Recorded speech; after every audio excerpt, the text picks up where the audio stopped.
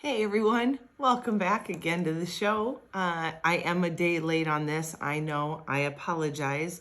The beauty of having a podcast is it's very hard to keep up with the weekly demand on time when life gets the better of us. So, to make a very long story short, we have had an issue with one of our horses at my friend's ranch, and he's an older boy and he kind of went down yesterday and we didn't think he was going to even make it through the night.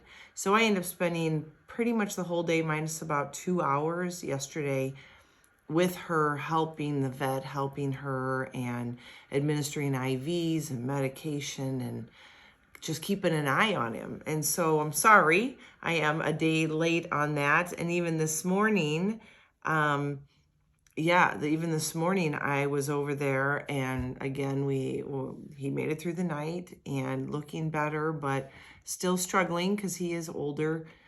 And so it's kind of been an emotional roller coaster. I've never been around a horse that everybody thought we were gonna have to put him down last night, and that made us really sad. And to watch my friend hurt so bad because that was her horse for the last 20 some years, that was really hard to watch, and my emotions would get the better of me, and I was emotionally drained yesterday.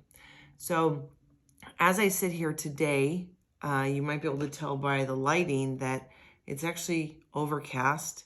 The wind is howling outside. It feels like we have definitely hit the cusp of fall into winter here in Arizona. We actually have, I think, not tonight, but maybe tomorrow night, 39 degrees is the high. So we're chilling off here, and it's crazy overcast. I feel like I'm back in Illinois. And so, it's a late day. Like I said, I was at the horses again today and just doing what I could there to even work with the other horses that kind of had to get neglected yesterday because of our attention was totally focused on the big guy. So anyways, that's where I've been for the last couple days. It's been quite a week. And so I thought I would hop on because this week I wanted to talk to you about rolling with the punches. As an amputee, for those of you that don't know my story, I am an above knee amputee.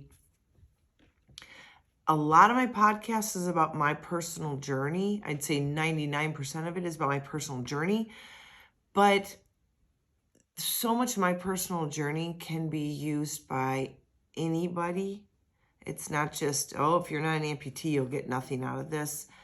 And this is another one of those moments where, as I will explain to you as an amputee what I'm going through, because I think some of you that listen actually are curious about amputee life and are surprised, I think, by some of the things that I talk about on, like, you didn't know. And I've had people say, I didn't realize that that's what it's like. So this week, in December will be 4 years since I elected to amputate my leg above the knee. It will be 4 years at the end of March coming up that I've had a prosthetic. So I've only had a prosthetic for about 3.5 years.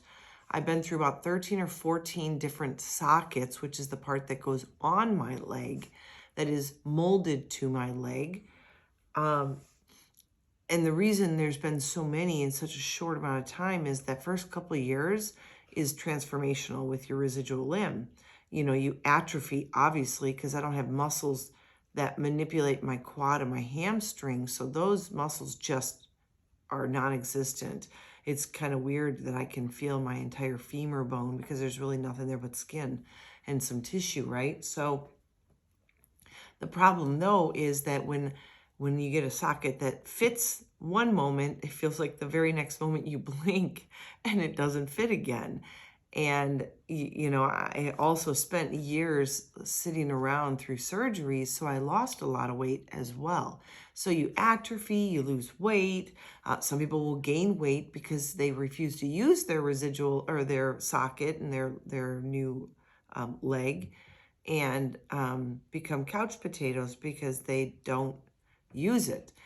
And one way or the other, it's going to get you. You kind of have to keep pace with your life. And that can be kind of intimidating if you look too far out. So I try to focus on the present. That's really important for your mental game, your emotional game, but also to keep track of where you're at so it doesn't get out of control.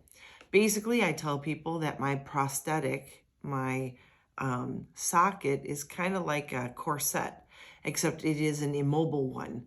So, what fits today may not fit tomorrow or even next week. And it's up to me to maintain my health and my fitness to stay in this socket. I also have to be careful what I eat and drink. Ladies, you know how we like to hold on to water? Water weight gain is detrimental to my socket fitting. So if I decide that it is a margarita and chips and salsa kind of night, I'm probably going to hold on to a lot of that salt and kind of be ballooned out a little bit by tomorrow. And yeah, it has happened. Not so much that I couldn't get my leg on, but that I couldn't get it in properly, and then it hurt. And then that starts a whole nother problem that we won't even go into today. But just imagine having something that you're walking in. You know, I probably get 12 to 16,000 steps a day. And imagine a socket not fitting well and what that does to your limb. So between bruising the bone and tearing the skin and creating rashes, that's just the start of it. Then you have some swelling if it's not in right, and then that just creates tissue bruising. It's all fun.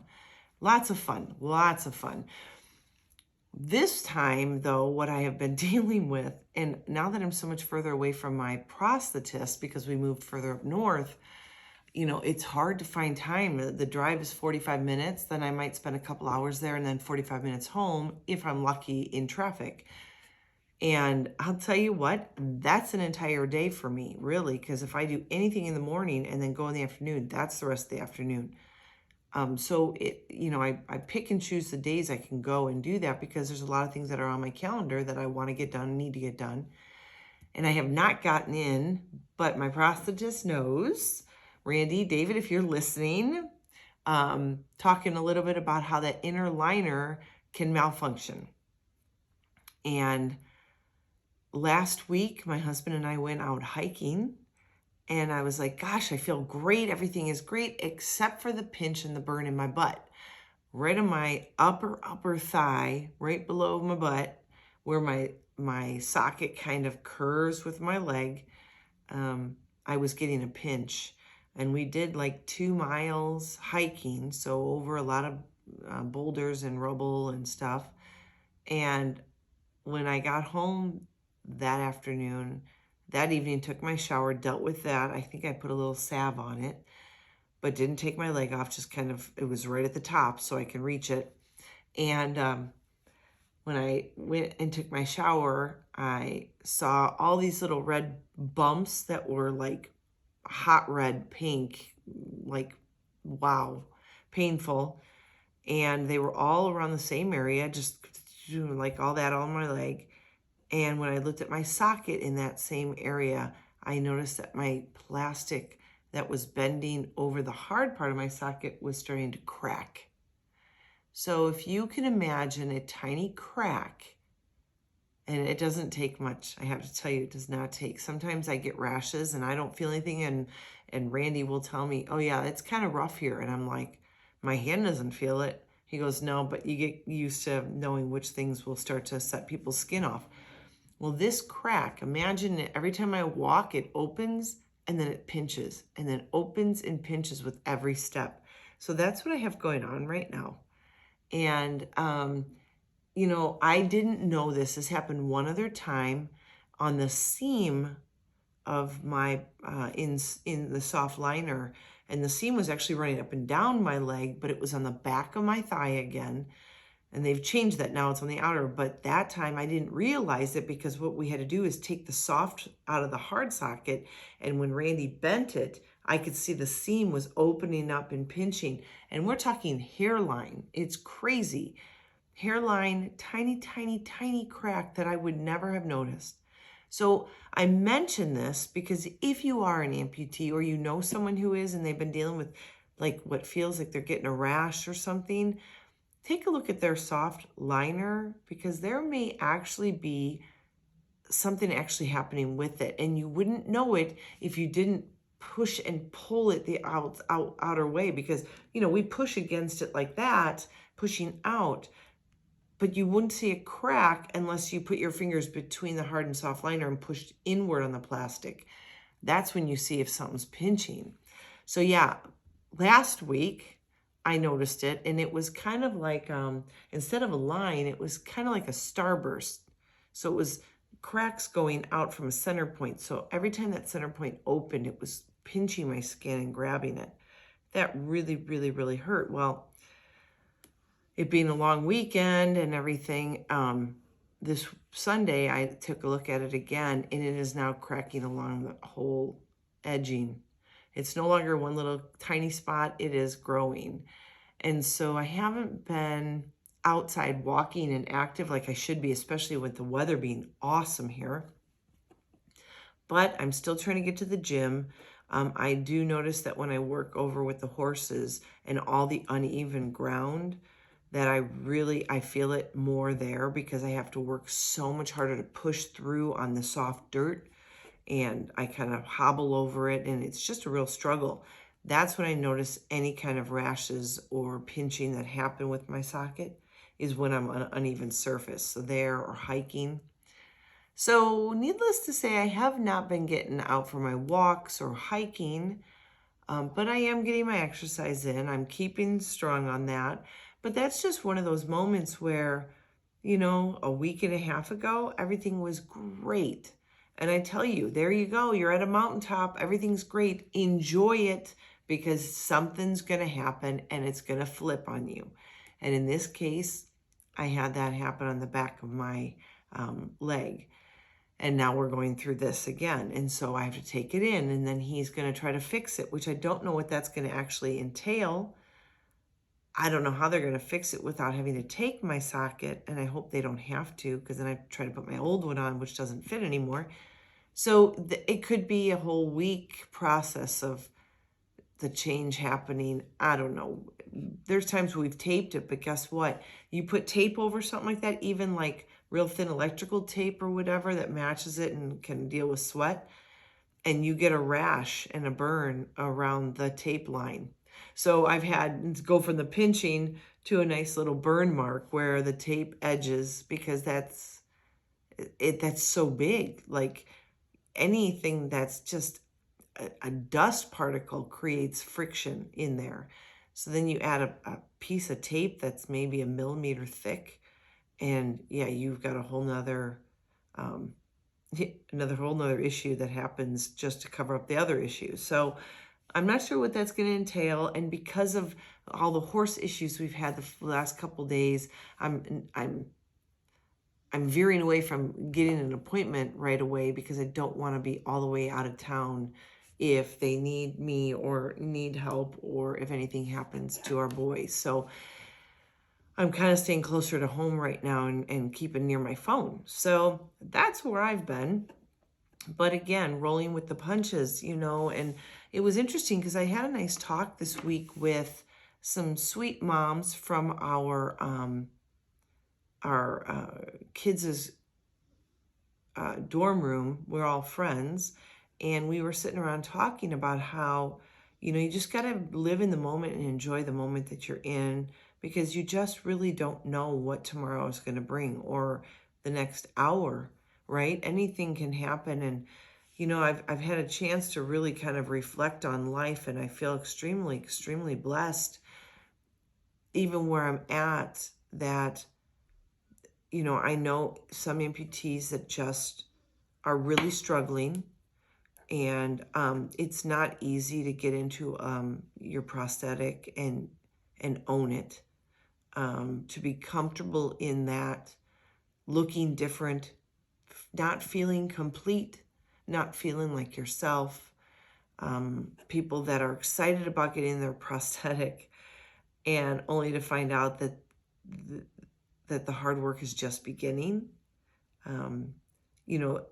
I've tried to be really transparent, and I really haven't gotten on lately. I've been really kind of quiet on social media lately, just trying to absorb family time and living in the moment. And But, I try to be extremely transparent on social media on the journey that I've been through. I mean, you hear it on my podcast. I won't lie to you. Things aren't always rosy, but my choice is to believe that tomorrow will be a better day and that today I can manage this. I can handle today. And that's all that right now I'm asking of myself, is that today I handle it. I do what I have to do. I make it through. I march on, stand up, get moving, do what I have to do, smile, be a parent, be a wife, and do the best job I can be as a friend. So, it isn't easy going through what amputees go through. And especially if you've lost a limb tragically, that's another whole ball of wax that I can't even touch, because I didn't lose it tragically, so to speak. I knew it was coming. I saw it coming. It was my choice. Not that that's easier, but it's different. It's very different. The people that I know that have lost it tragically, the ones that I choose to surround myself with are the ones that have become successes in life, because their attitude is definitely the kind of attitude I would aspire to always have. And that is, well, okay, this is what my life is. No grumbling about it now. Nothing's going to change. I might as well start moving forward, figuring it out, and do the best, right? We get one life, and we're expected to do what we can with it, and hopefully inspire others, right? I mean, that's where I feel like I need to be. If I can inspire one of you to just keep moving forward, whatever your predicament is, amputee or just a medical issue, financial, family, whatever, it's that attitude really does resonate. And if you have a positive attitude, you're going to see positive gains in time, and in turn, it will happen.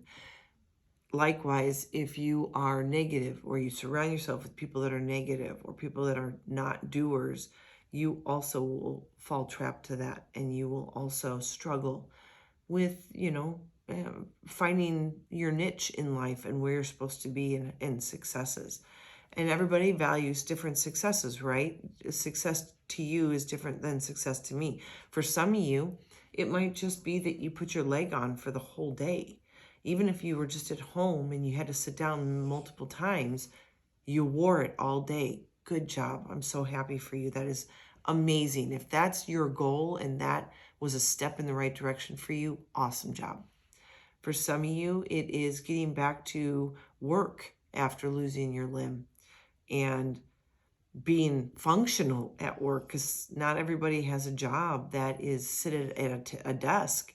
I know one lady that lost her leg, and she went back to work as a teacher, I think with preschool students. God love that woman, because that's not an easy job. Preschool students, you're moving around a lot.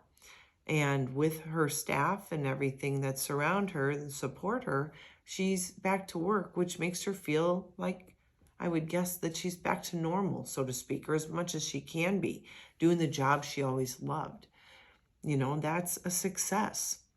For me, it was proving myself and everybody that said I couldn't, proving them wrong, proving them that I could do everything I wanted to do that I couldn't do before the amputation, but the things that I also loved doing before my injury. And I say this, people I surround myself with, there wasn't anybody that said I couldn't do it. I will tell you that. Only one, and it was actually a doctor who said that I would never walk again. And I have to tell you, that could be a whole nother podcast right there on dealing with the medical field. I have been extremely lucky that all the doctors and just my entire medical group that I have surrounded myself with over these past 8 years, they have been amazing.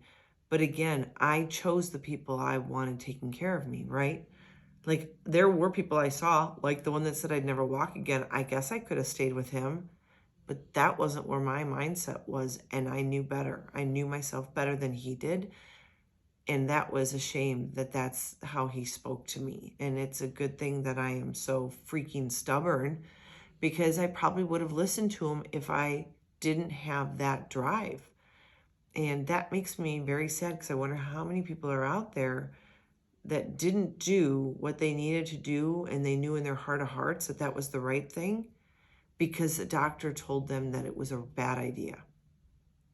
So I hope that you know how to stick up for yourself, and maybe that's another episode, like I said, because I think that between insurance companies and doctors, I mean, those could be series on this podcast, because I know I had to fight my insurance company, them saying I didn't need this leg. And I'm like, well, it doesn't grow back. So yeah, I kind of need something at my age. I'm not going to sit in a wheelchair and just become a medical problem after medical problem because my health is deteriorating. So, but anyways, I digress on that one. That's, like I said, that could go on for 6 hours of complaining about that whole system and how do you handle it. But I really do think that when you go through a big medical issue, and I have a couple friends on my heart tonight. I have 2 separate friends from 2 different walks of life out here in Arizona that have just been diagnosed with cancer. And I'll tell you what, yesterday was just, a horse that had a stroke and 2 friends that tell me they have cancer. And I was thinking, there's no way I'm not talking about rolling with the punches here in life. Life doesn't fight fair. Yeah, you are going to be punched. You are going to be hit blindsided at some point in time. The sooner you realize that and arm yourself with the things you need to stay standing in those hard times is so important. You need to know that, like for me, if you don't know this about me, my faith got me through all that I went through. I actually grew exponentially in my faith and my belief that God had a better plan for me. And it took me 5 years of surgeries and finally getting to a point where I was pushed over the edge to do the amputation. And I knew the moment that it was meant to be. And then after I looked back, I saw the journey I had been on. You know how they say hindsight's so clear, right? I saw the journey I had been on, and I understood now what I had to go through to prepare my heart, my mind, my emotions, my everything to be prepared to cut off my own leg. Not me personally, a doctor did it, but you know what I'm saying? But I would never have been prepared earlier on. Like, I was meant to go through all of that, all those obstacles, all those hurdles, all those moments of crying in the shower, wondering why me, why I was missing out on so much to do with my family. I mean, I couldn't do anything. I wasn't hiking, biking, skiing. I couldn't do anything. Half the time we'd go on a trip, I couldn't go in the ocean or whatever because I had staples and stitches and new gear, and I couldn't move. Wasn't stable. And I can't tell you how much it tore me down at times. But then I looked back on all those moments, and those were the moments that were building my character. They were building my fortitude. They were strengthening me for the journey that was to come so that I could rise really strong when it came time to go through that. And I would tell you, you need to prepare yourself for those. You don't know when it's going to happen, but if you are prepared, then they won't be as so much of a gut punch that take your breath away as much as a way to challenge yourself to grow. So, rolling with the punches. I mean, I sit here and I think about my podcast and I'm like, what do the people need to hear right now? And sometimes it's more about what do I need to speak about? Because I do this is easy for me to talk because a lot of times I'm talking to myself. this is just one of those moments for me that I'm just going to roll with it. I've got to roll with it because I've got too many other things happening with my family and friends and the animals that I'm around. And, I'm an emotional person, so I am fully invested in the horses that I go to every day. And they're like my babies, right? And so when something is wrong with one, they kind of, I don't know if you know about horses, but they kind of all feed into that emotion. So today, my girl that I usually work with, who's so gentle and sweet, she was just obnoxious, and she was kind of nippy and kind of pushy and kind of trying to mug me for treats. And I know it's because she completely got ignored yesterday because we were so busy with the vet and everything, and our big boy. And, I just had to work with her today, and we got back to ground zero and her normalcy after I spent some one-on-one time with her. Rolling with the punches, we had no idea that this was going to happen. Of course, we know someday these horses are no longer going to be with us. Like we know someday our parents won't be, that someday we will have to face a spouse, passing before us possibly. We know it's coming. We just never expect it. For some weird reason, it always catches us off guard. So when we can prepare ourselves for those kind of moments, one, by being positive, as positive we can be as we go through life. If we create a mindset that positivity is the choice we're making, not grumbling about all the little things and bitching and moaning about what you have, what you don't have, what you wish you had, why you're here, why you can't be like that person. God forbid you look on social media and compare yourself. And you don't have to be a teenager to do that. I swear to you, there are times when I just have to get off of social media because I find myself falling into that trap, and I need time for myself to reflect on who I am and how far I've come, and to realize that I'm doing pretty dang good myself. And so if you don't hear from me, that's probably where I'm at. Either I'm totally engulfed in family situations and just being a mom and a wife, or I've decided I need to pull back a minute because I'm falling trap and I don't want to. So, sometimes you need to do that. But if we surround ourselves with a good support system, if we give ourselves that positivity talk every day, and if we also don't live in a place where we're like, everything's great, only to find out that the moment that one little thing gets a chink in your armor, throws you for a loop, and you don't know how to handle it, you've got to move past that, because you're going to have it. I'm telling you right now, nobody goes through life unscathed. I've said it a million times on this podcast. Whether it's an amputation I'm talking about, or just traffic jam and people driving stupid. We all have something that we're going to go through. It's just what it is.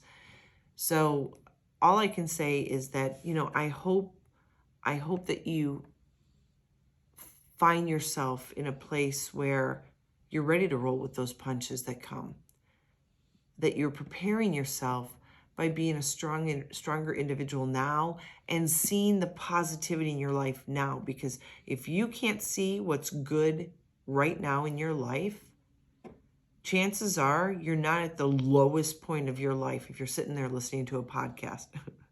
My guess is that you're doing pretty good, that you're struggling maybe with something, but I guarantee you it's not the lowest point in your life, or the worst thing that could happen to you or will happen to you. So I would say, I always like to end each podcast with a call to action.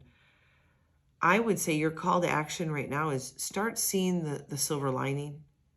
Start preparing yourself for something else that might come. And I don't mean worry about it. That is not it at all. What I'm telling you to do is if you start seeing how good things are right now for you, even when you're struggling, then when it does get harder, you're going to be that much stronger. And I really do believe that these moments that happen in our life that kind of knock at us and push us around and gut punch us, they are building you up for something else, something greater, something harder. But without without trials, we can't become better. We can't grow from everything being a-okay and hunky-dory.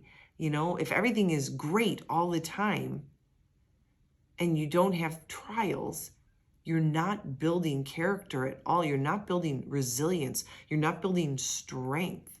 And it's through those trials that we go through that I truly believe God has a plan to strengthen you for better things to come and more things to come. It's not that he doesn't give you more than you can handle. He prepares you for the things that he's going to push you through, that he's going to see that you're having to go through. He already knows that stuff. So if you can just remember the positive things going on in your life right now, and it may be something really simple, really small, you know what? Take it. It doesn't matter. If you can find something positive amidst the muck of your life right now, during a trial, or even during good times, feel blessed, be thankful. And I don't mean that in a passive sort of way, like, oh, I'm so grateful for my life. No, be real about it. Like, what are you grateful for? That it is that I am so grateful that I have my overall health. Yeah, I'm missing a leg, but that does not hold me back. I won't let it hold me back. I might be grateful that it is peace and quiet right now, and the sun is setting, and the wind is blowing, and the weather is cooling. This just makes my heart so happy, and I am already totally excited about Christmas time. November 1st, I'm like, yep, Halloween stuff down. Fall stuff, I'm not even leaving fall stuff up. I'm moving right in. I'm marching right into Christmas time because I'm so excited. All of the festivities and the cookie making and the joyful times and being with friends and seeing family and all that stuff. Those are the things I'm grateful for. And whatever brings me joy, that's what I'm going to put into my life. And if putting up my Christmas tree the first week of November makes me happy, then gosh darn it, I'm doing it. I don't care what anybody else says. For me, it's this time of year. I will live in a joy-filled home. Even for me, I'm happy when I have a candle lit that just smells like how my mom's house used to smell whenever I'd go home. And that brings me joy because I think of my mom. So your call to action this week truly is prepare yourself for the fight ahead. Think positive, be positive, surround yourself with a support system that is positive, that is there for you, that will be your shoulder to cry on, but tells you to buck up and get moving again. Yeah, it's okay to get laid out occasionally by life's punches, but it is not okay to lay down and die on it. Okay, so call to action. What are the silver linings in your life right now? Every day this week, I want you to think of one. By the end of this week until next week's podcast, you should have 7 things that are silver linings in your life. And most of you might be able to come up with a lot more than 7. But if you are struggling, come up with 7. And put them somewhere. Put them in a notebook. Put them on I'm a big proponent of putting things on Post-it notes on mirrors so I can see it every day, every night, so I can remember to be grateful. Even when things happen, when I get that pinch in the back of my leg because my socket's broken a little bit, when that pinch happens, step after step, hour after hour, day after day, and it's been a week and a half, it starts to wear on my mental game. And there are times when I'll just lash out because I'm trying to hold it together. And I know myself well enough to know when that is starting to come. And I will tell my family, listen, I don't mean to be crabby, but I need to sit down for a little bit because I'm about to lose it. And I'm at least honest, right? If I'm not honest with them, they don't see it coming. They are blindsided. They don't know what I'm going through. So I try to be very open, very honest, very transparent without lingering in the negative, if that makes sense.